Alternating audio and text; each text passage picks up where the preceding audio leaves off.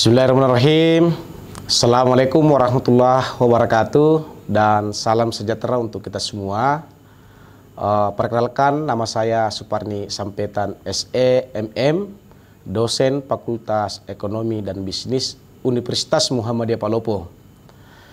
Pada kesempatan ini saya akan menjelaskan pernyataan diri dosen dalam wujud kerja catur dharma perguruan tinggi PDD UKTPT di bidang pengajaran.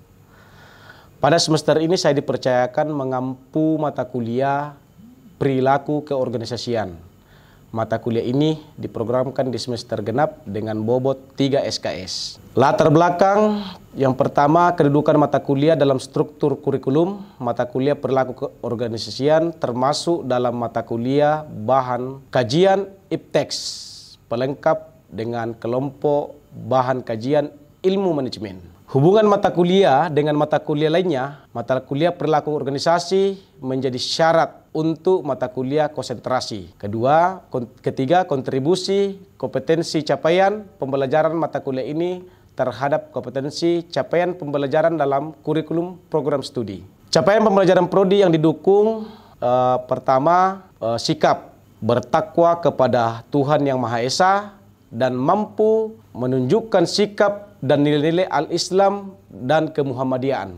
Yang kedua, mengimplementasikan nilai-nilai dan norma dan etika akademik. Kemudian ketiga, berkontribusi dalam peningkatan mutu kehidupan bermasyarakat, berbangsa, bernegara, dan kemajuan peradaban berdasarkan Pancasila. Keempat, bekerja sama dan memiliki kepekaan sosial serta kepedulian terhadap masyarakat dan lingkungan. Kelima, taat hukum dan disiplin dalam kehidupan bermasyarakat dan bernegara. Keenam, menunjukkan sikap bertanggung jawab atas pekerjaan di bidang keahliannya secara mandiri. Selanjutnya, terkait dengan pengetahuan, yang pertama, menguasai prinsip dan isu terkini dalam ekonomi sosial, ekologi secara umum. Kemudian, keterampilan khusus. Yang pertama, mampu mengambil keputusan yang tepat berdasarkan analisis informasi dan data. Kedua, dapat mendeskripsikan, mengelaborasi, menyusun prosedur yang berkaitan dengan perilaku organisasi. Kemudian ketiga, mampu memberikan petunjuk dalam memilih sebagai alternatif solusi secara mandiri dan kelompok. Kemudian keempat, mampu mengambil keputusan manajerial yang berkaitan dengan bidang perilaku organisasi dan organisasi pada tingkat operasional berdasarkan analisis data dan informasi pada fungsi organisasi. Selanjutnya, keterampilan umum atau KU. Yang pertama, menerapkan pemikiran logis, kritis, sistematis, dan inovatif dalam konteks pengembangan atau implementasi ilmu pengetahuan dan atau teknologi sesuai dengan keahlian bidang manajemen.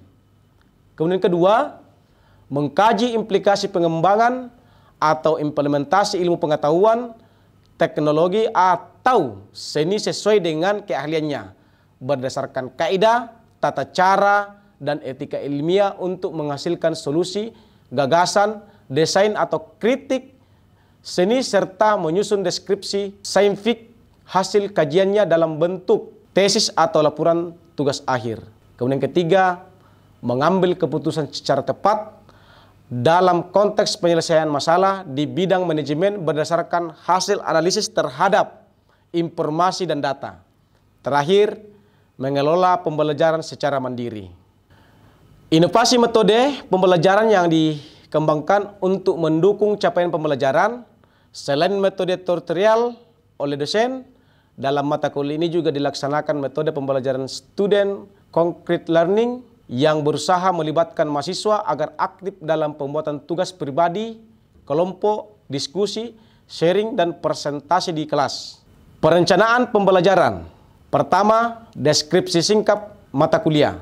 Mata kuliah ini membahas masalah tentang perilaku organisasi berdasarkan pengertiannya, konsep dan teori perilaku untuk memahami perilaku organisasi, faktor-faktor yang mempengaruhi perilaku organisasi untuk mengembangkan strategi, etika bisnis, dan tanggung jawab sosial perusahaan.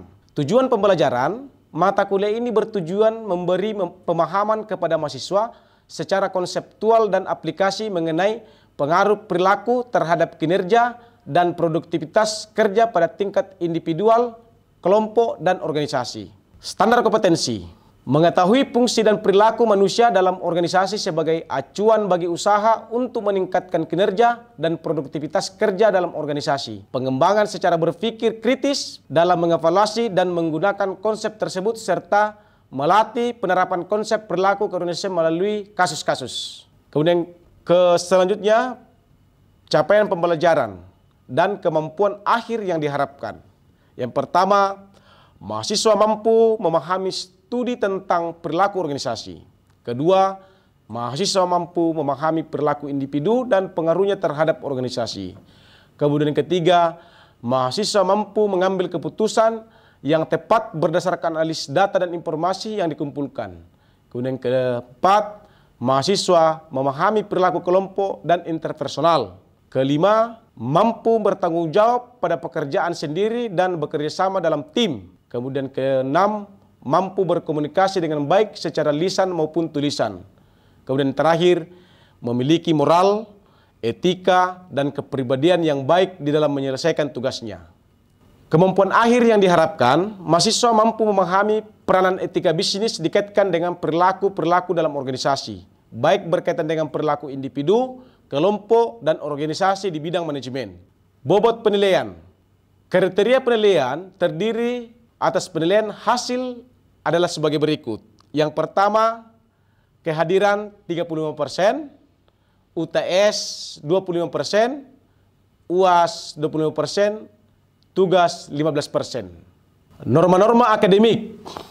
Yang pertama, kehadiran mahasiswa dalam pembelajaran minimal 75% dari total pertemuan yang telah terlaksana. Kedua, kegiatan pembelajaran sesuai jadwal resmi dan jika terjadi perubahan ditetapkan bersama antara dosen dan mahasiswa. Kemudian ketiga, toleransi keterlambatan 15 menit. Kemudian keempat, selama proses pembelajaran berlangsung, HP dimatikan. Kelima, pengumpulan tugas ditetapkan sesuai jadwal. Keenam, berpakaian sopan dan bersepatu dalam perkuliahan. Kemudian yang ketujuh, kecurangan dalam ujian, nilai mata kuliah yang bersangkutan 0, dan norma akademik lainnya. Demikianlah RPS yang pada kesempatan ini semoga kita semua mampu memahami, dan saya kira ketika ada hal-hal yang perlu dikritisi, saya persilakan untuk diberikan saran atau kritikan untuk melengkapi apa yang menjadi kekurangan. Untuk selanjutnya saya akan menampilkan proses pembelajaran di dalam ruang kelas. Selamat menyaksikan. Assalamualaikum warahmatullahi wabarakatuh. Bismillahirrahmanirrahim. Assalamualaikum warahmatullahi wabarakatuh. Waalaikumsalam warahmatullahi wabarakatuh. Salam sejahtera untuk kita semua. Adik-adik mahasiswa, hari ini kita pertemuan pertama untuk membahas tentang pengertian perilaku keorganisasian. Nah, tentunya sebelum mungkin hadir di tempat ini pasti sudah pernah mendengarkan atau sudah pernah membaca di buku atau sudah pernah melihat di televisi atau membaca di koran atau informasi-informasi lain apa itu perilaku keorganisasian. Nah, itu yang pertama. Itu kedua, hari ini kita fokus tentang pengertian perilaku keorganisasian.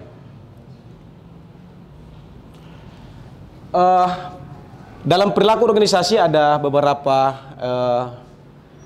kata yang kemudian di dalamnya ada perilaku, kemudian ada organisasi. Kemudian nanti kita akan gabungkan apa itu perilaku organisasi. Nah, bicara tentang perilaku atau dengan tingkah laku, pandangan-pandangan atau perasaan yang disertai dengan kecenderungan untuk bertindak. Jadi segala sesuatu yang kita mau lakukan, yang kita laksanakan itu adalah perilaku. Nah, nanti mungkin kita akan bicara tentang perilaku individu dan perilaku kelompok. Dan juga nanti mungkin kita akan punya persepsi individu dan persepsi terhadap kelompok atau organisasi atau perusahaan. Nah, organisasi itu sudah pernah, ini semua sudah aktif berorganisasi, sudah tahu apa itu organisasi. Nah, berbicara organisasi artinya alat atau satu wadah yang di dalamnya terdapat dua atau lebih individu yang berinteraksi satu sama lain, mempunyai konsep yang sama, pemikiran yang sama, memiliki tujuan yang sama. Ah, itulah organisasi. Makanya Anda sebagai mahasiswa itu diwajibkan untuk berorganisasi, sehingga ya ketika mendapatkan mata kuliah seperti perilaku keorganisasian, sudah mampu untuk menjabarkan dan memahami terkait dengan apa itu organisasi. Nah, sehingga dari dua kalimat ini, dua kata ini digabungkan menjadi perilaku organisasi, suatu bidang studi yang menginvestasikan dampak perilaku dari individu, kelompok, dan struktur dalam organisasi dengan maksud menerapkan pengetahuan untuk memperbaiki efektivitas organisasi. Nah itu.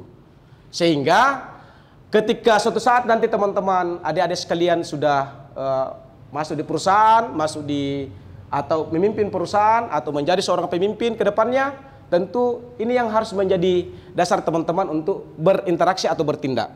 Makanya kepribadian seseorang itu tergantung dari tindakannya. Ya, tindakannya juga berkata-kata juga itu adalah bagian daripada tindakan. Nah, sampai di sini bisa dipahami? Ya, kasih keras-keras, jangan sampai nanti kita sudah selesai lalu kemudian masih ada yang tidak memahami atau dilewatkan. Nah, itu kita tidak inginkan. Oke, bisa dipahami? Bisa. Ya, kasih tegas dong. Ya. Nah, dari pengertian ini juga kita mampu untuk menganalisis perilaku organisasi. Kenapa kemudian kita berikan misalkan gambaran seperti ini? Maka kita bisa analisis bahwa di gambar ini kalau misalkan di warna yang orange ini itu organisasi.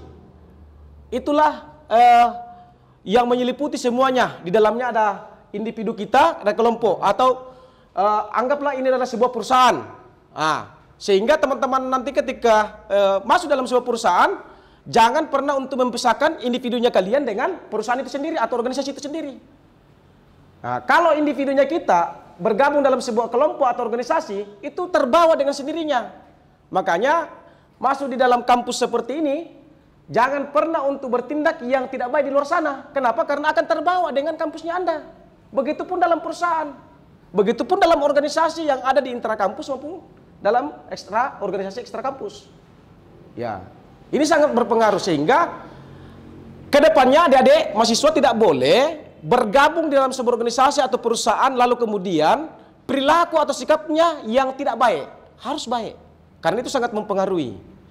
Nah, dari situ orang bisa mampu untuk menganalisis kita secara individu. Oh, ini anak ini bagus orangnya. Oh, ini anak ini perilakunya tidak baik dan tidak benar. Itu akan terbawa-bawa oleh perusahaan kita atau organisasi. Dan pasti kita akan dicerita orang lain. Nah, itu. Sampai di sini dipahami? Kita lanjut ya.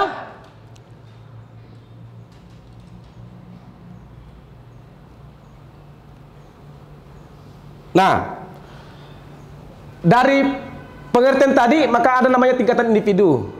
Organisasi merupakan kumpulan individu yang memiliki kebutuhan, minat, persepsi, sikap, nilai kepribadian dan hal yang lain yang berbeda. Nah, apa maksudnya ini? Tentu setiap insan yang bergabung di perusahaan atau di kelompok itu dalam pribadi seseorang ada minat atau persepsi kita. Kalau misalkan kita di dalam organisasi kampus ada minat kita atau ada bakat kita, itulah yang kemudian akan kita kembangkan. Di dalam perusahaan juga ada skill kita, ada kelebihan kita. Ya kan begitu? Karena tidak semua kita dalam satu ruangan ini punya kemampuan yang sama atau punya skill yang sama. Tentu ketika kita masuk dalam organisasi atau perusahaan, itu tentunya dari kemampuan atau minat yang dimiliki teman-teman itu bisa digabungkan untuk menyempurnakan organisasi atau perusahaan itu sendiri. Misalkan ada yang mungkin keahliannya jago komputer atau IT. Ada juga mungkin yang bagus komunikasinya atau bisa bagus caranya memasarkan produk. Nah, kalau kita ada perusahaan. Nah, ini kemudian berkumpul satu perusahaan atau organisasi itu kemudian menyatu. Inilah yang dikembangkan bersama. Nah, tentu ketika sudah masuk dalam organisasi, ada pucuk pimpinan kita, ada direktur kita, ada pimpinan perusahaan, itu akan memberikan penilaian kepada kita. Begitupun juga misalkan ketika kita sudah berinteraksi di luar dari perusahaan kita, akan ada perusahaan-perusahaan atau pesaing usaha kita akan memberikan penilaian terhadap kita. Dari situ. Bisa dipahami? Bisa. Nah, ada namanya tingkat kelompok, memiliki norma, budaya, sikap, etika, atau membentuk pola perilaku kelompok tingkatan organisasi. Nah, ini dari ruang lingkup yang kecil secara individu tadi itu bisa dikembangkan menjadi ruang lingkup yang besar, skalanya besar atau kelompok. Nah, artinya apa yang kemudian perilaku dalam kelompok ini, misalkan budayanya, ya kan begitu. Kalau budayanya orang Polopo apa? Budayanya orang Polopo. Budayanya organisasi kita apa? Kan masing-masing kita ini aktif berorganisasi ya. Budayanya IMM itu apa? Coba. Kasih satu contoh. Apa budayanya IMM? Apa? Budayanya? Pakaiannya. Ya, bisa misalkan budayanya anak IMM itu pakaiannya yang syar'i, tutup aurat, ya kan begitu. Apalagi contoh-contohnya? Itu anak IMM itu mempunyai budaya, tidak boleh dia memperlihatkan yang bukan muhrimnya, yang ada pada dirinya. Makanya dia menggunakan ya hijab atau pakaian yang syar'i. Itu. Nah, kalau misalkan apakah budaya itu bisa berpengaruh? Bisa, sangat berpengaruh. Ya kan begitu. Bayangkan saja kalau misalkan kita budaya kita orang Indonesia ini pakai baju-baju syar'i, pakai jilbab yang syar'i, tiba-tiba ada budaya asing yang datang yang menggunakan pakaian-pakaian yang tidak etis atau yang mungkin seksi dan lainnya, itu sangat mempengaruhi. Nah, ketika itu terjadi maka sangat mempengaruhi karakter kita, karakter individu kita. Ya mungkin saja kalau ya budaya orang asing atau orang barat yang kemudian ada di Indonesia, saya tidak tahu bagaimana anunya. Ya mungkin laki-laki ya melotot matanya, pemerkosaan ada di mana-mana. Ya kalau seksi terus jalan di pasar, di tempat-tempat umum atau masuk di kantor-kantoran, masuk di perusahaan-perusahaan, itu yang menjadi soal. Oleh karena itu, budaya dalam sebuah kelompok atau organisasi sangat mempengaruhi. Nah, kemudian ada sikap, ada etika. Nah, sikap ini sangat-sangat mempengaruhi ketika kita berkelompok. Kenapa? Yang tadinya mungkin kita pendiam, ya tadinya mungkin kita tutur kata kita bagus, ya kan? Tapi karena lingkungan atau kelompok kita, ya mungkin setiap harinya barbar, yang selalu baku cerbel, yang selalu menghardik, mensolimi, sehingga itu akan mempengaruhi sikap kita. Ya, sikap kita mungkin melakukan perlawanan, yang tadinya kita pendiam sudah cerewet juga, ya kan begitu? Nah ini yang penting buat teman-teman harus pahami. Makanya kalau Anda masuk di suatu lingkungan atau suatu tempat, sangat-sangat kita perhatikan dulu itu apa budayanya orang. Bagaimana kebiasaan-kebiasaan orang di sekitar itu. Apakah kita ini ikut dengan budayanya atau kita ikut dengan, atau mereka ikut dengan budaya kita. Jangan pernah kita larut dengan budaya yang tidak benar. Tetapi bagaimana kita kebiasaan-kebiasaan kita itu bisa kita pertahankan, kebiasaan-kebiasaan kebaikan, sikap-sikap yang baik itu kita pertahankan. Nah itu. Sampai di sini mungkin ada dipertanyakan atau sudah dipahami? Bisa? Bisa ya? Oke, kita lanjut. Komponen dalam organisasi yang pertama itu ada namanya individu. Individu, perilaku individu terhadap individu lain. Artinya, perilaku seseorang, diri kita ini sangat berpengaruh dengan perilaku kepada orang lain atau teman kita. Nah, itu. Jadi, jangan sampai kita masuk dalam sebuah organisasi atau perusahaan yang kemudian perilaku kita tidak benar, itu saja bisa saja mempengaruhi. Contoh misalkan begini, perilaku pimpinan kita korup, ya kan? Kita masuk menjadi staf di bagian keuangan, diperintahlah kita dari pimpinan, pokoknya kau harus kasih keluar duit sekian, begini. Lalu kemudian kita, karena perilaku kita juga tidak bagus, takut juga dipecat, apalagi pimpinan perintahkan, kita nurut aja. Tapi kalau perilaku individunya kita bagus, lalu kemudian ada perintah pimpinan untuk mengambil yang bukan hak atau bukan diperuntukkan untuk itu, maka yang harus dilakukan adalah, mohon maaf Pak, lebih baik saya dipecat daripada saya melakukan hal seperti ini. Nah, itulah perilaku yang baik. Nah itu. Nah,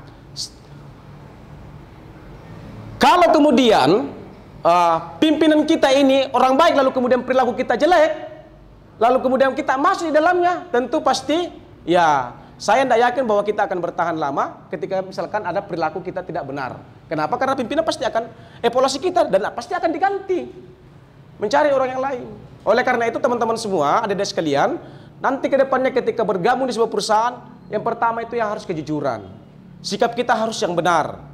Sikap kita kepada orang lain harus yang baik. Tidak boleh kita ini karena mungkin mentang-mentang juga kita karena ada hubungan keluarga, lalu kemudian kita sombong, lalu kemudian kita angkuh, tidak mau juga bekerja sama dengan tim, tidak mau bekerja sama dengan orang lain, itu yang tidak benar. Sehingga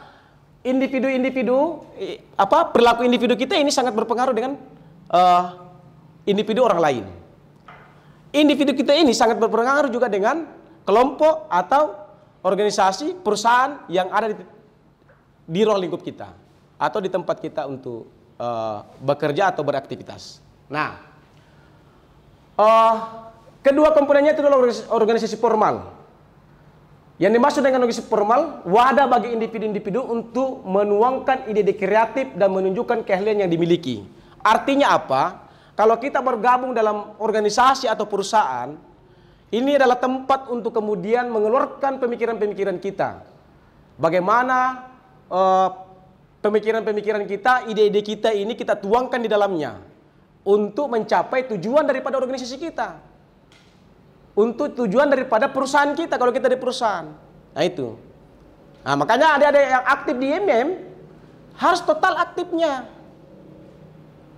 Itulah wadah kalian untuk kemudian tempatnya berkumpul bagi anda-anda semua untuk menuangkan isi kepalanya atau pemikiran-pemikirannya. Begitu. Ya jangan kemudian kita bergabung di sebuah lembaga atau organisasi, ya hanya menjadi penikmat saja. Ya mungkin hanya ikut-ikutan saja, tidak boleh. Tetapi bergabung di satu kelompok atau organisasi harus berkontribusi. Apa kontribusi kita? Minimal pemikiran. Kalau kita bisa berkontribusi dengan materi, kita berkontribusi dengan pemikiran. Sekira itu yang penting. Sehingga organisasi yang dinaungi teman-teman itu bisa populis, mencapai tujuan yang telah ditentukan atau disepakati bersama.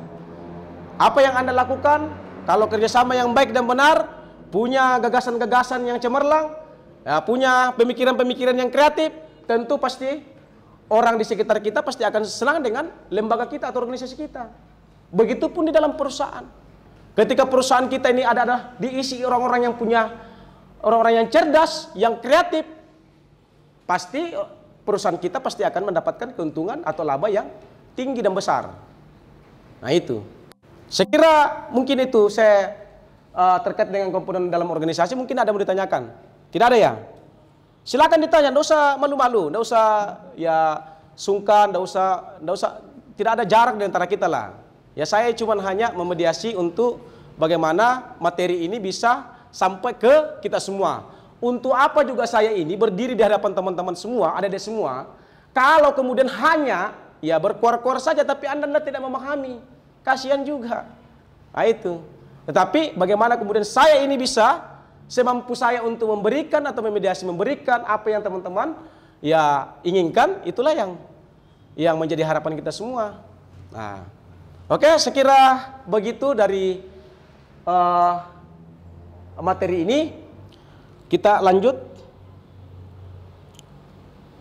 Nah, ini ada beberapa poin terkait dengan komponen-komponen tadi itu. Ada perilaku individu, motivasi, manajemen stres, perilaku kelompok, organisasi dan tim organisasi dan komunikasi, kepemimpinan dan kekuasaan politik dan keadilan, konflik dan resolusi, struktur dalam organisasi, budaya organisasi, perkembangan dan perubahan.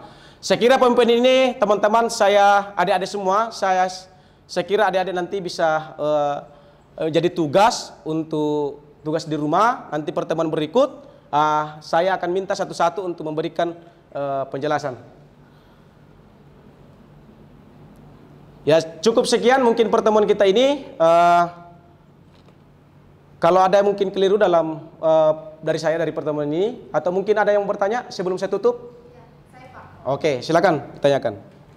Bismillahirrahmanirrahim. Assalamualaikum warahmatullahi wabarakatuh. Waalaikumsalam warahmatullahi wabarakatuh. Ya, terima kasih atas kesempatannya yang telah diberikan kepada saya. Mungkin pertama perkenalkan, nama saya Karmila. Langsung saja pertanyaan saya, mengapa perilaku dalam organisasi itu perlu untuk dipelajari dan diketahui? Mungkin itu saja Pak dari saya. Sekian. Assalamualaikum warahmatullahi wabarakatuh. Waalaikumsalam warahmatullahi wabarakatuh. Terima kasih banyak atas pertanyaannya. Ini pertanyaan yang sangat menarik. Tentunya saya akan menjawab dengan kemampuan saya. Terkait apa yang ditanyakan bahwa apa sih pentingnya untuk belajar perilaku keorganisasian? Yang pertama, minimal teman-teman bisa memahami apa itu perilaku dan apa itu organisasi. Itu yang pertama. Kemudian kedua, itu bisa dikembangkan dalam keilmuannya bagaimana komponen-komponen dalam organisasi. Nah, ini yang wajib Anda ketahui sehingga ke depannya ketika kita masuk dalam sebuah perusahaan atau organisasi, itu kita bisa implementasikan.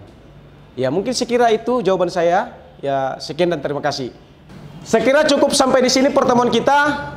Insya Allah di pertemuan berikutnya kita akan membahas terkait dengan perilaku individu dalam organisasi. Yaitu pertemuan berikut. Terima kasih atas perhatian dan waktunya untuk hari ini. Insya Allah pertemuan berikut, semoga kita semua dalam lindungan Allah Subhanahu Wa Taala, diberikan kesehatan untuk kita semua. Pertemuan berikut kita akan berjumpa lagi. Assalamualaikum warahmatullahi wabarakatuh. Waalaikumsalam warahmatullahi wabarakatuh. Demikian proses pembelajaran yang saya lakukan. Semoga bermanfaat untuk kita semua. Mohon maaf bila ada kekurangan. Assalamualaikum warahmatullahi wabarakatuh.